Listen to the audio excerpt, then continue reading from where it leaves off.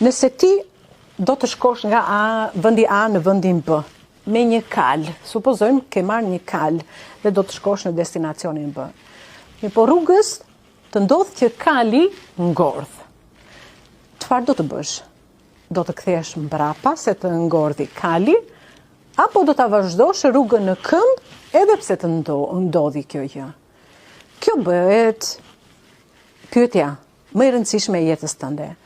Unë do t'i përkas njerëzve që edhe pse ngordhi kali do ta vazhdoj udhëtimin tim në këmbë, apo do ju përkas njerëzve që do kthehem mbrapa dhe do ankohem që pse më ndodhi mua kjo, o bëbo çfarë më gjeti mua, kaq ishte edhe ëndra ime apo ajo që unë doja të arrija.